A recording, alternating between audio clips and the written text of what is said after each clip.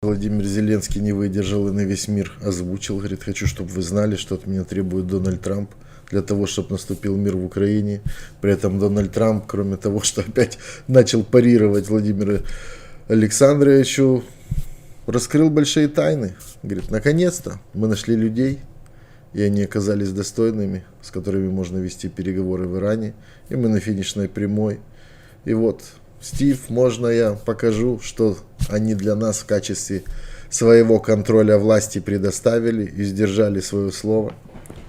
Много будет разных видео, потому что по Беларуси, вы понимаете, мы продолжаем освещать визит Лукашенко в Пхеньян, но теперь с точки зрения, я не буду вам показывать, как Лука дарил подарки, я вам покажу, как реагировала белорусская пропаганда. Самый главный... Мы тоже должны строить свою чучхе. Перевозбужденный хрюкающий озаренок, он там все, 27-й год, мы устанавливаем чучхе у нас, мы будем молиться на нашего Всевышнего, на нашего посланного с неба Лукашенко, и это мы должны прописать в учебнике, мы это должны внести в законодательство. Только молитва на нашего посланного Богом управленца сделает из нас достойную Северную Корею, и мы сможем ее догнать и обогнать. Но это уже я белорусов отдельно немножко подразню озаренком. Ладно, давайте немножко все-таки, что происходит в Ленинградской области. Там сегодня еще нефтезаводы начали гореть. Но неважно. Вот вчера, когда мы с вами смотрели хороший видеоряд, я сказал, давайте это будем называть теперь фотообоями. Весь мир завирусился. Есть талантливые люди, которые умеют делать кадры для фотообоев. Весь интернет забит вот этой фотографией. Вы представляете?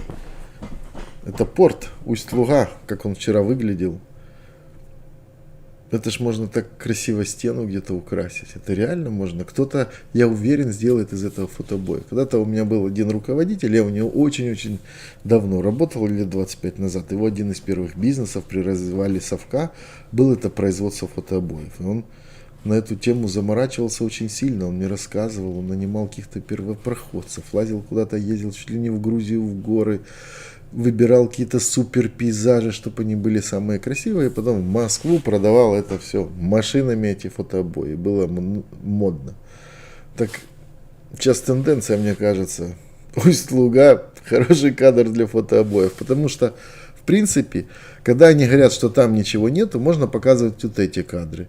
Можно их называть, что это горит сухая трава, правильно? Ну какие резервуары? Ну не может же допустить Путин, чтобы у него горели резервуары в Новотеке. Это только сухая трава.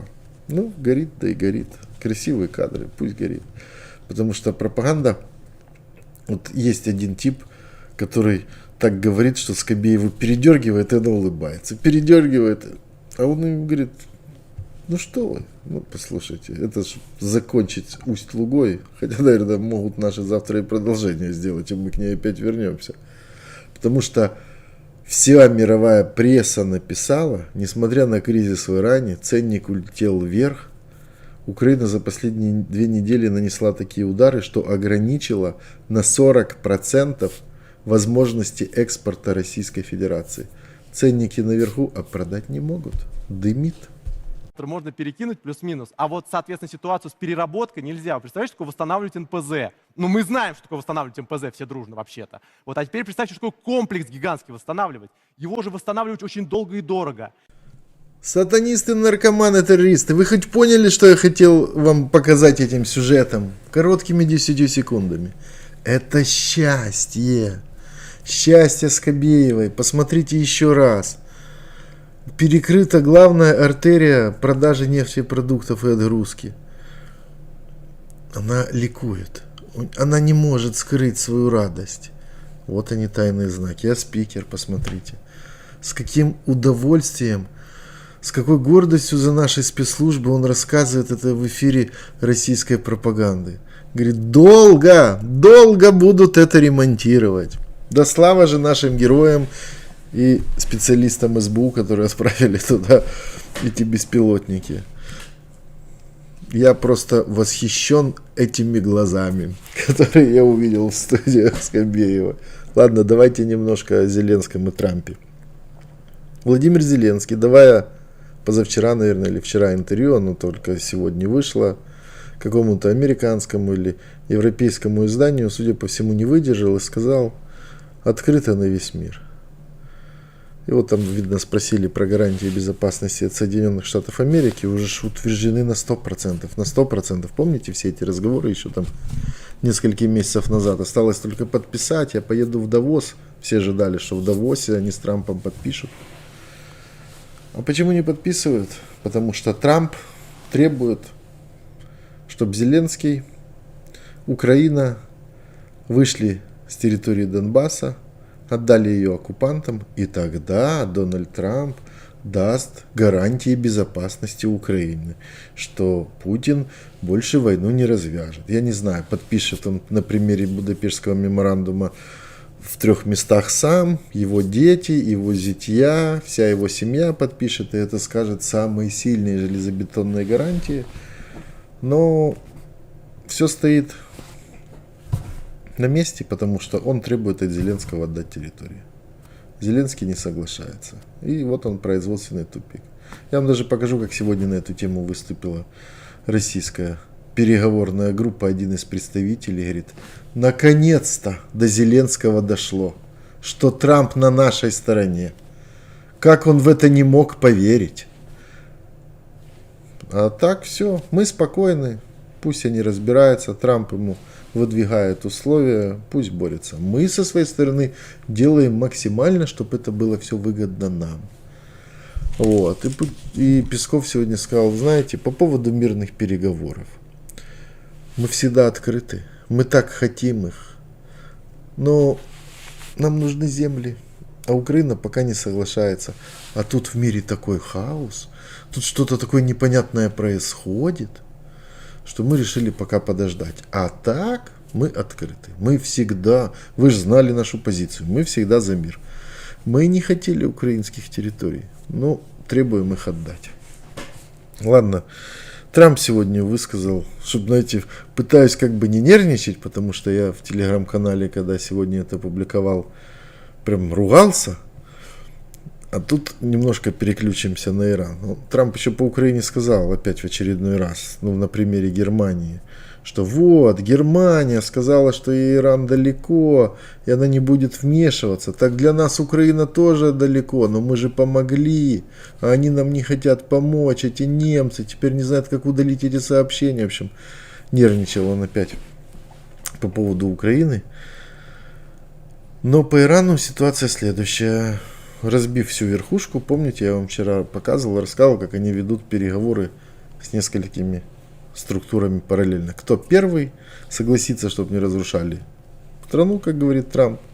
Мы пошли навстречу, 5 дней не будем бомбить энергетику. И выдвинули им условия: а вы можете власть взять? Покажите, что вы контролируете страну сейчас. Иран. Ну, не называют, кто это. И смотрите, что иранцы в ответ для Трампа сделали, чтобы показать, что они могут вести переговоры за всю страну. У нас идут очень серьезные переговоры по поводу Ирана с нужными людьми. Знаете, я же рассказывал вам о подарке, правда? Стив, могу я раскрыть, что за подарок? Ты можешь делать все, что захочешь. Спасибо. Они сказали, чтобы показать вам, что мы настоящие, серьезные и что мы здесь, мы дадим вам 8 судов с нефтью, 8 судов, 8 больших судов с нефтью. Это было 2 дня назад. И они отправятся завтра. Это было 3 дня назад. Я особо не придал этому значения. А потом я смотрел новости, и там сказали вам: кстати, очень хороший ведущий. Это оказался Fox. Но я смотрел, и они сказали: происходит что-то необычное. Там 8 судов, которые идут прямо по центру Ормузского пролива. 8 больших танкеров, груженных нефтью, идут прямо через пролив. И я сказал: ну, видимо, они были правы, и это было по-настоящему. И, по-моему, они шли под пакистанским флагом. И я сказал: ну, значит, мы имеем дело с нужными людьми. А потом они даже извинились за кое-что, что сказали, и добавили: мы отправим еще 2 судна. В итоге получилось 10 судов. Надеюсь, я не испортил ваши переговоры, но я подумал, что будет уместно это сказать, ведь на днях я вас подразнил, мол, нам готовят подарок. То есть, по сути дела, как, знаете, на примере путинской России, можно сказать, одна из башен, которая устояла в Иране, ведя переговоры 3 дня назад, сказала, мы докажем, что мы контролируем власть. В качестве примера мы вам просто, что мы контролируем всю армию, все запуски, кто там на побережье стоит, отправим кораблики с нефтью, ну, пусть плывут в Пакистан. Трамп сначала, видите, говорит, ну, окей, хорошо, как всегда. Сделка, делайте. И через 3 дня смотрят, а кораблики проплыли. А потом где-то что-то они не договорились, говорит, и в качестве жеста доброй воли еще 2 кораблика пусть себе плывут с нефтью. Спокойно плывут, пропускают.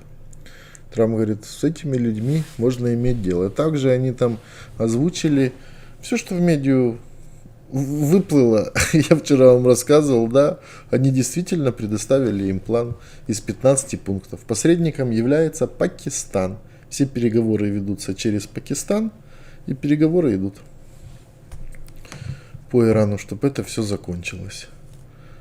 Еще, знаете, я иногда не понимаю Трампа, его этот возрастной юмор, где он троллит, где не троллит, но в итоге он дальше говорит следующее, выступая на какой-то, я так понимаю, конференции, сейчас я его включу, он рассказывает, что мы, говорит, уже всех уничтожили, не с кем разговаривать, и никто не хочет стать верховным аятоллой. И в итоге, говорит, иранцы предложили стать главой Ирана мне. Но я, говорит, отказался. То ли реально чердак едет, то ли просто мы не понимаем его юмора, а это кто-то издает за его мысли, что он сошел с ума, а он просто так шутит. Ну, напишите, то ли это его мысли, то ли он так шутит. Никогда еще не было главы государства, который бы меньше хотел эту должность, чем глава Ирана. Я не хочу этого. Мы слушаем некоторые из их высказываний, мы слышим их очень ясно. Они говорят, я не хочу этого.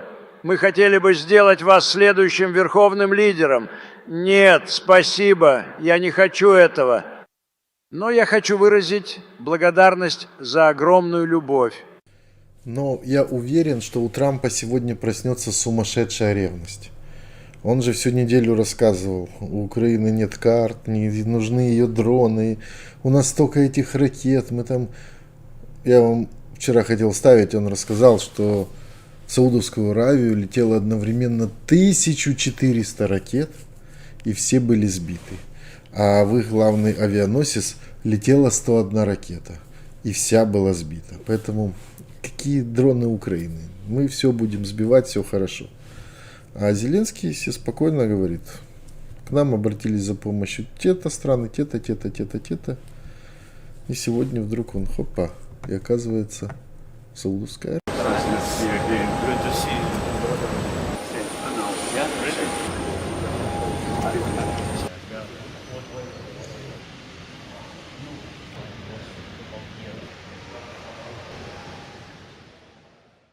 Вот так вот в Саудовской Аравии. Я считаю, это достаточно хороший визит. И просто так он бы не прошел. Зеленский говорил, что наша главная цель – наши дроны поменять на ракеты, которые зачем-то используют против шахедов. Дайте нам ракеты, чтобы мы их использовали против баллистики, а с шахедами мы разберемся и поможем. Ну пусть все получится. Хороший визит, потому что еще финансово очень благополучная страна. И влияние на арабский мир у нее тоже достаточно серьезное. Ладно, теперь я вам обещал, Дмитриев высказался на тему, что же он услышал, что наконец-то до Зеленского дошло. Да Трамп же нас, не зря ж я в Майами живу. Ну, все вот эти истории, чтобы вы зафиксировали. Игорь Жданов, Арти. У меня вопрос в какой-то степени по духу Анкориджа. Скажите, как вы оцениваете статус мирных переговоров с США по Украине сейчас? Знаете, я сфокусирован на экономической повестке, и там по мирным переговорам все вот как раз идет в довольно закрытом режиме. Но раз господин Зеленский иногда комментирует это все, я бы просто обратил внимание на его высказывание вчера. И он сказал важную вещь. Он сказал, что он наконец-то понял, что Соединенные Штаты дадут гарантии безопасности Украине только если Украина полностью уйдет из Донбасса. И вот это понимание, которое он озвучил вчера, это, в общем, не может не радовать, потому что он наконец понял, что позиция Соединенных Штатов в том, что они поддержат гарантии безопасности только если Украина уходит из Донбасса, он об этом публично сказал. Поэтому к этому добавить, в общем-то, мало что можно, но наши дипломаты, соответственно, ведут очень активный диалог для того, чтобы найти на условиях России правильное решение конфликта. Еще я нарезал вам кучу пропаганды, в 2 словах быстро расскажу.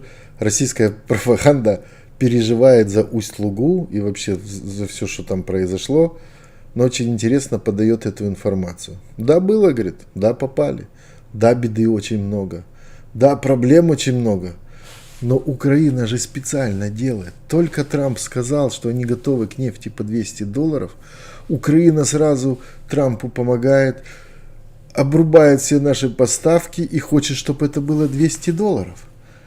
Украина хочет разорить весь мир. Или Америка с помощью Украины мучает Китай. В общем, там такие бредовые вещи. А самые небредовые я вам покажу, естественно, с Беларуси. Потому что Лукашенко сегодня уже не буду показывать. Хватит, вчера вам показал. Он бегал, обменивался с Кимом подарками, дарил ему конфетки, шоколадки. Ким на все смотрел, кивал, понятно, есть не будет, вдруг отравят, несмотря на любовь. Вот, первый же раз за 30 лет встретились, а рассказывали, что они друг друга так боготворят. Но все, что Кима заинтересовало, это водка, которую привез Лука. Ким сразу схватил бутылочку, говорит, сколько тут градусов? 40. О, 40, хорошо. И дали ему автомат, все четко, умеет пользоваться. Беларусь там типа а-ля Лукашенко говорит, мы производим автоматы, там что-то смесь калаша, я не знаю какой они делают, может и калаш, но какой-то современный. Ну все четко.